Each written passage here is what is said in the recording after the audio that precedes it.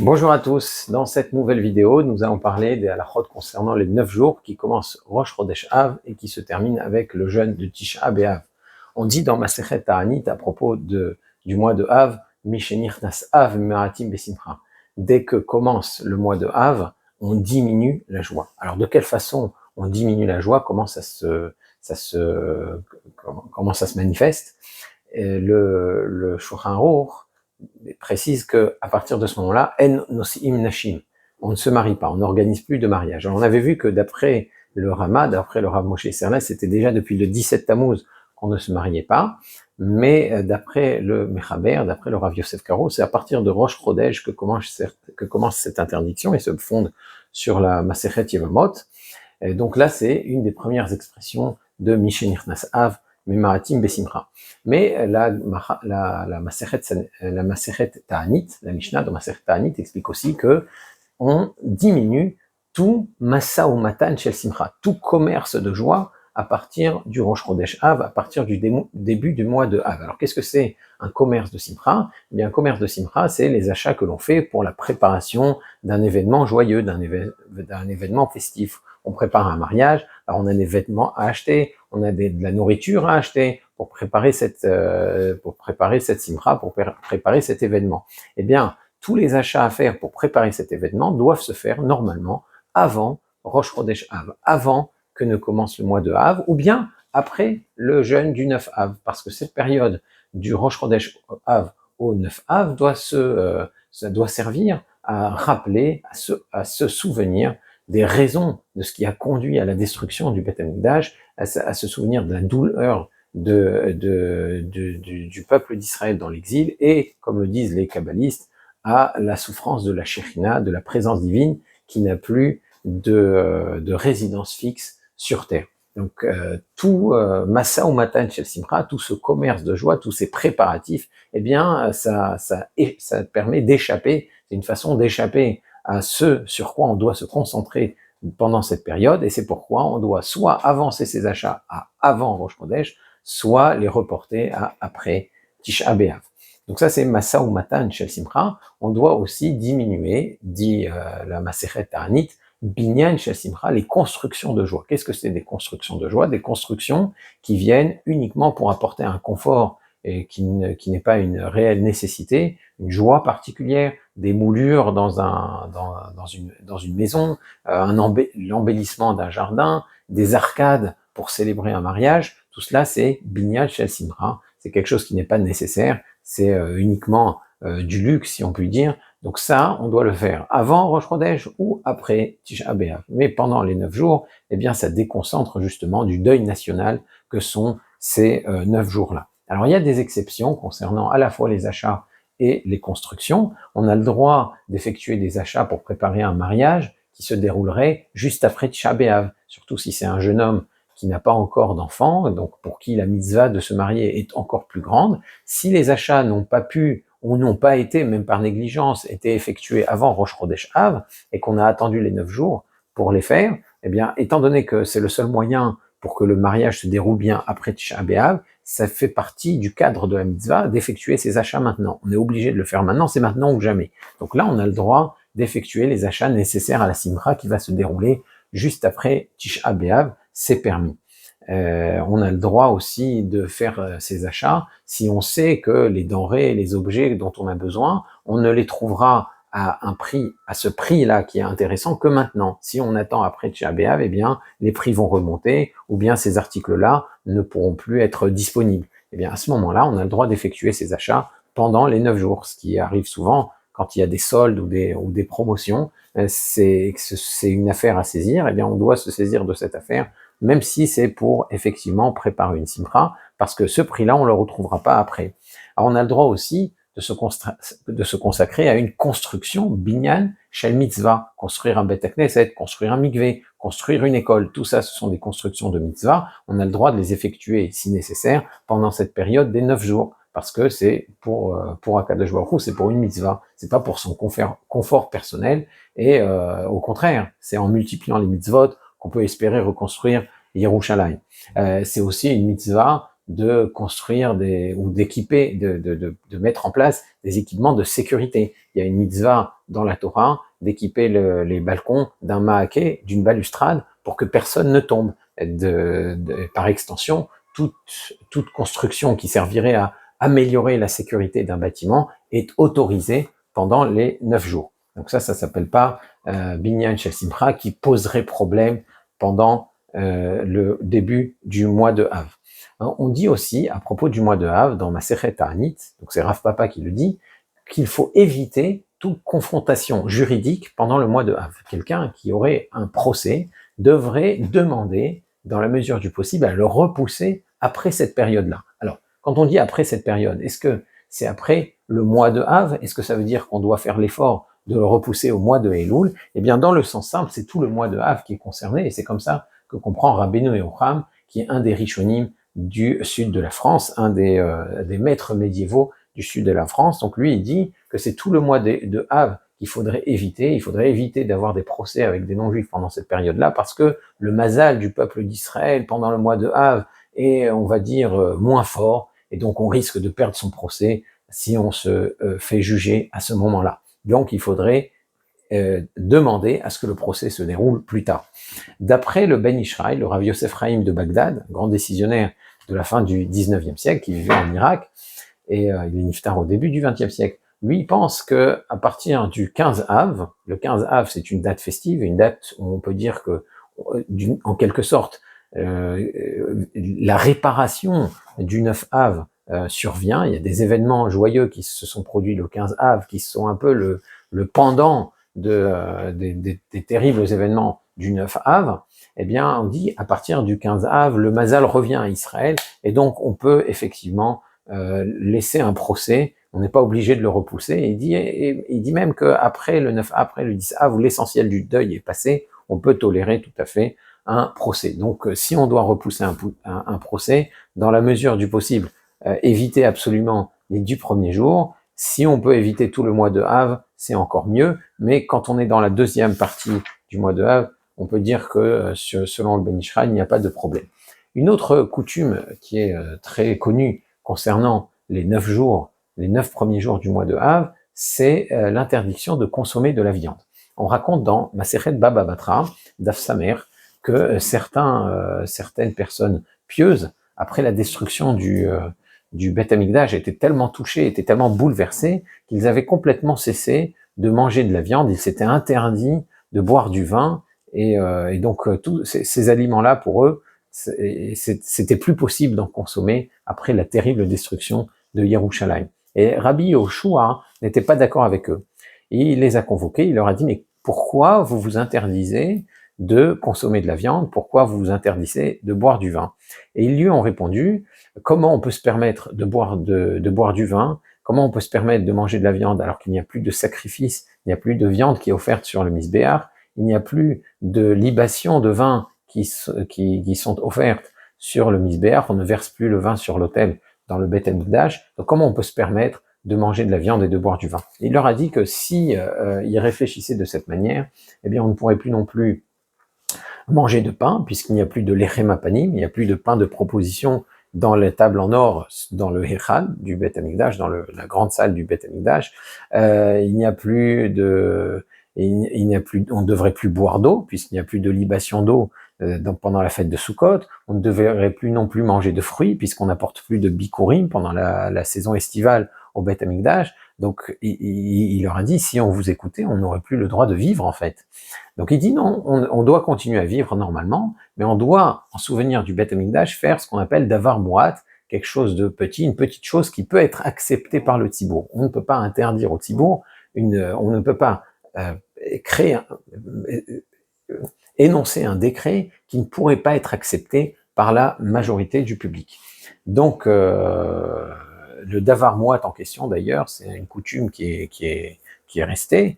Quand on peint une maison, on essaye de laisser un endroit dans la salle à manger, dans l'entrée, où on ne peint pas, on laisse le mur nu dans une largeur de une coudée sur une coudée, et ça, c'est ce qu'on fait en souvenir de Yerushalayim. Mais par contre, on doit vivre normalement, on doit manger de la viande, on doit boire du vin, etc., parce que sinon, effectivement, on s'interdirait tout.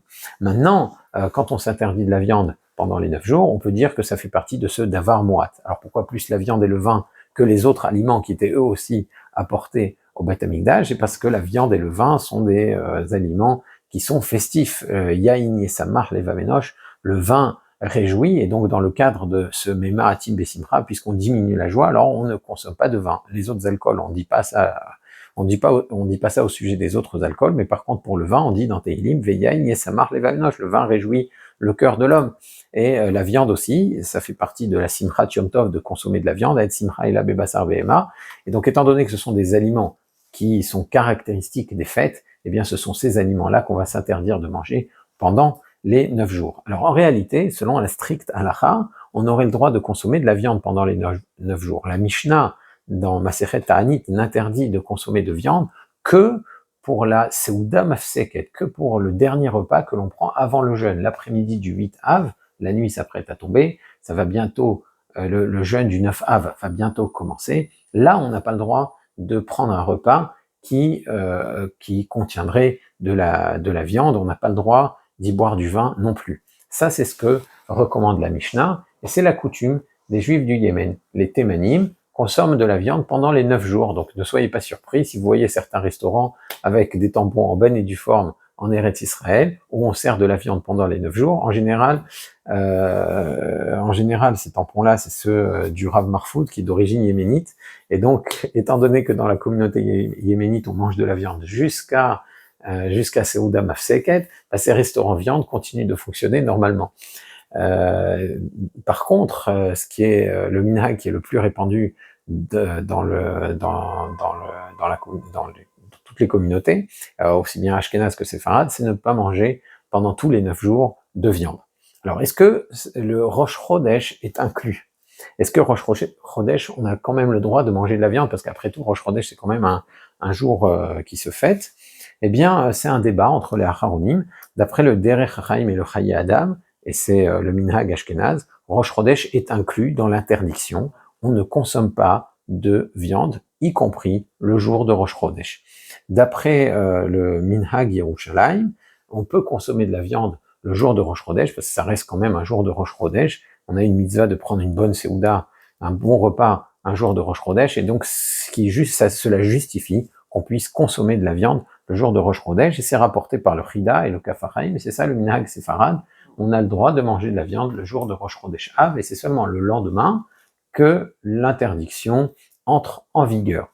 Le Harizal, le Hari Akadosh, lui se montrait strict, et il interdisait de consommer de la viande, y compris le jour de Rosh Chodesh. C'est pourquoi certains rabbanim, y compris Sfarad, se l'interdiront le jour de Rosh Chodesh, parce qu'ils sont ils sont respectueux des instructions du Hari Kadosh et de la Kabbalah, et donc même le jour de Rosh Chodesh, ils éviteront. Mais encore une fois, le minhag, la coutume, c'est de consommer de la viande, chez les Sfaradim bien sûr, c'est de consommer de la viande le jour de Rosh Chodesh et de se l'interdire le lendemain. Le minhag Ashkenaz, comme le Harizal, comme le Derech Chaim, le Chaye Adam, même le jour de Rosh Chodesh, on ne consomme pas de viande. Alors, est-ce que le poulet est interdit? Est-ce que la viande de volaille est aussi concernée par cette coutume? Eh bien, la volaille, c'est aussi inclus dans l'interdiction. Alors, peut-être parce qu'on offrait des pigeons au Beth Amikdash. Bon, c'est pas toutes les volailles qu'on pouvait offrir au Beth Amikdash, mais la viande de volaille était apportée sur le misber, peut-être.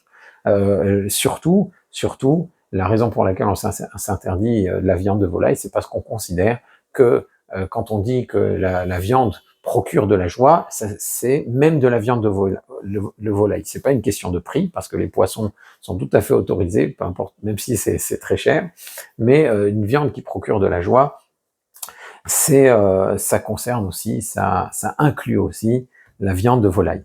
Alors, on s'interdit, selon Minhag, on s'interdit même les plats qui ont cuit avec de la viande. Ça, c'est assez intéressant, parce que le Shulchan Aruch, lui, a l'air de l'autoriser.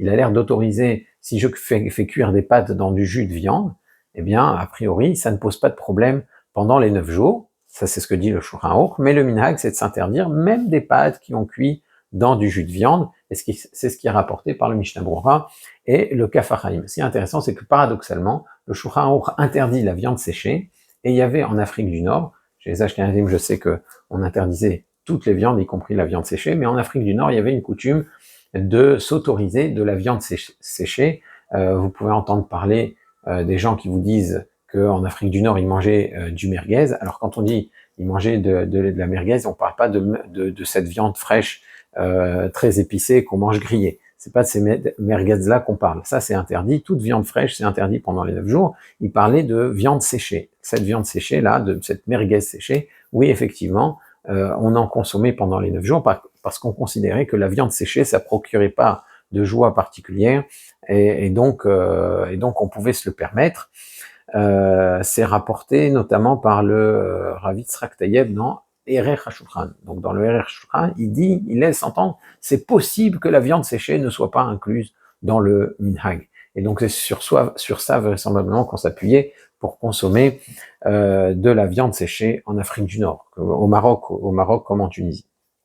Alors, dans quel cas est-il permis, même pendant les 9 jours, de manger de la viande? Eh bien, les personnes malades ils peuvent en manger. Les femmes qui allaitent et qui ont des besoins de protéines, elles peuvent aussi en manger en fonction de ce dont a besoin le nourrisson.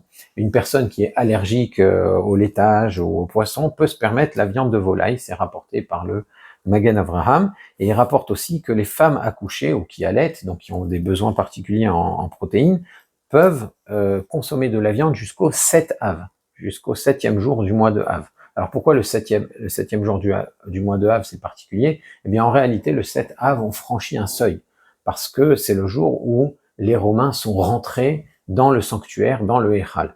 Ça veut dire que même si le 17 Tammuz ils ont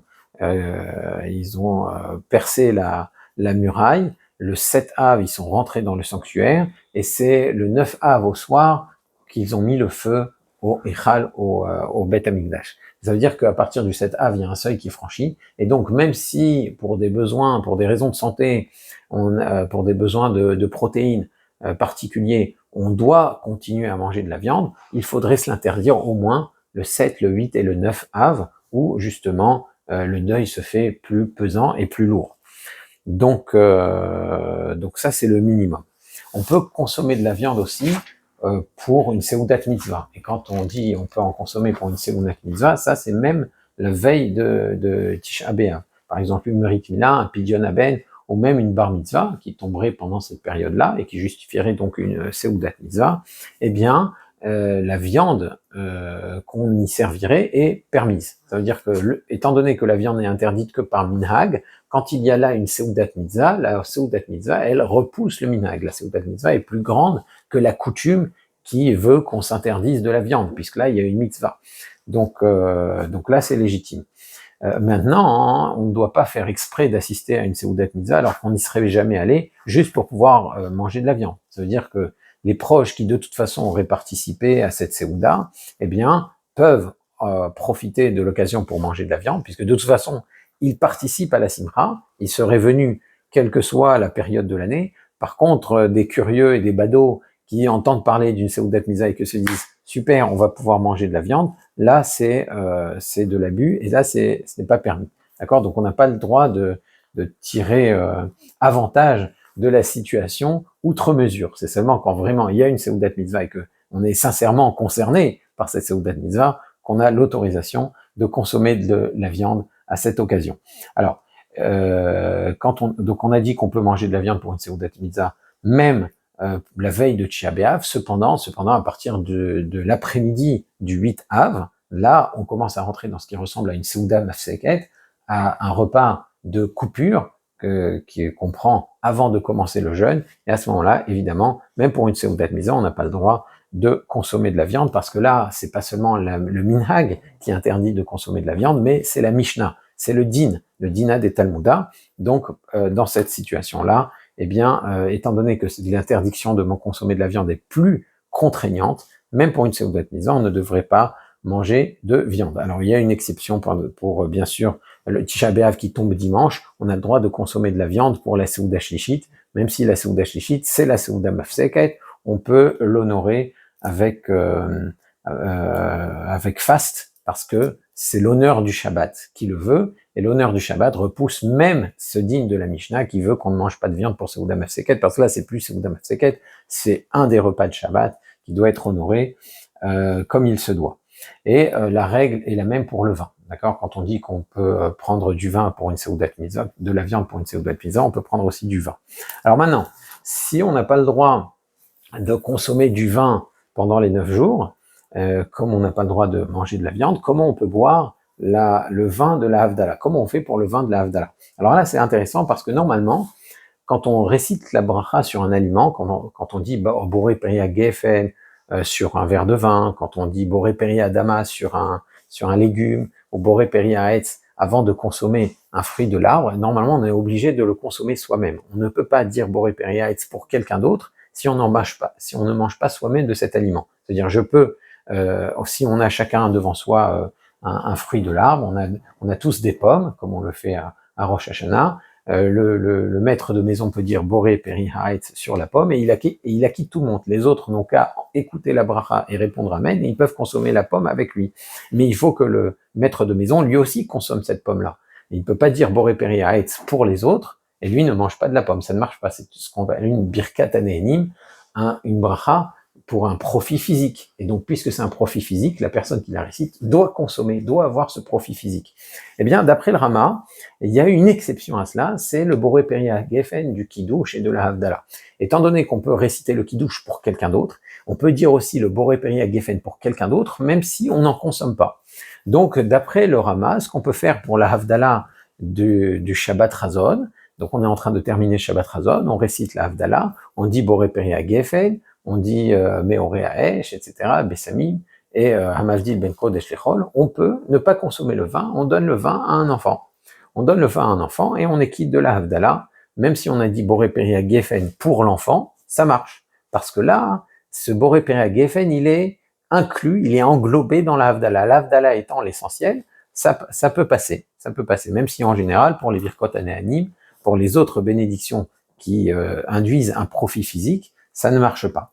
Alors ça, c'est ce qu'on peut faire d'après le Rama. Si maintenant il n'y a pas d'enfant pour boire le vin, on a le droit de le boire soi-même parce que, somme toute, ça reste un vin de mitzvah et on l'a dit, puisque pour une seudat mitzvah, on a le droit de consommer du vin, là aussi, pour une mitzvah, on a le droit de consommer du vin. De la même manière qu'on peut consommer de la viande pour une seudat mitzvah.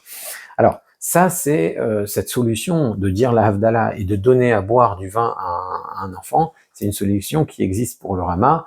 Et elle est valable aussi s'il y a une Brit Mila un jour de jeûne, s'il y a une Brit Mila à Kippour par exemple, eh bien on fera la nomination de l'enfant sur un verre de vin, on dira Boré Peria Gefen, on fera boire le vin à un enfant. D'après le Mechaber, le Boré Peria Gefen du Kiddush, de la Havdalah, de la nomination d'un enfant lors d'une Brit Mila ne fait pas exception et n'est pas différent des autres birkot anénim. Donc si tu dis Boré Peria Gefen, tu es obligé, toi, de boire le Gefen. Et donc si tu sais que tu peux pas boire, tu dois pas le dire. Donc d'après le Mechaber, pour le vin de la Havdalah, il n'y a qu'une solution, tu es obligé de boire le vin de la Havdalah, et encore une fois, ça ne pose pas de problème, puisque c'est un vin de mitzvah, et pour une mitzvah, on a le droit de le consommer.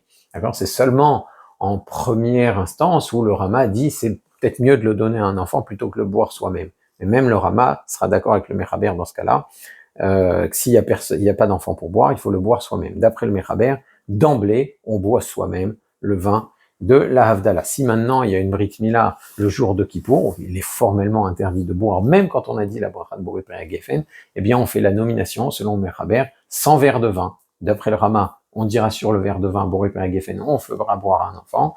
Et d'après le Mechaber, s'il y a une Brit Mila à Kippour, eh bien on ne dira pas Boré Peria Gefen, on fera la nomination de l'enfant après la Brit Mila, après la circoncision, 100 verres de vin.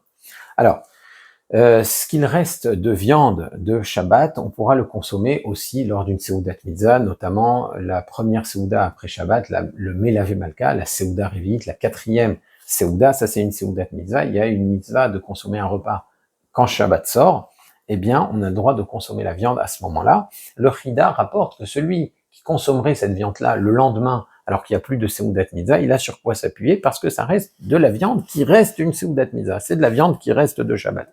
Donc ceux qui mangent cette viande sans mitzvah particulière, sans qu'il y ait de mitzvah particulière, ont sur quoi s'appuyer. Ils peuvent s'appuyer sur le rida, bien entendu. Ce qu'on n'a pas le droit de faire, c'est de préparer plus de viande qu'il n'en faut pour pouvoir en consommer en douce le reste de la semaine.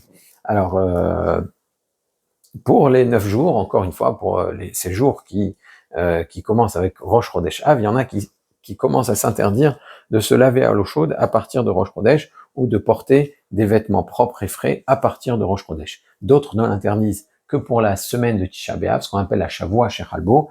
Eh bien, c'est à la chod concernant Shavua Shechalbo. On les verra dans une prochaine séance Be'ezrat Hashem. Si vous avez des questions, n'hésitez pas à les poser dans les commentaires ou dans notre groupe WhatsApp. Et d'ici la prochaine fois, je vous dis à bientôt. Au revoir.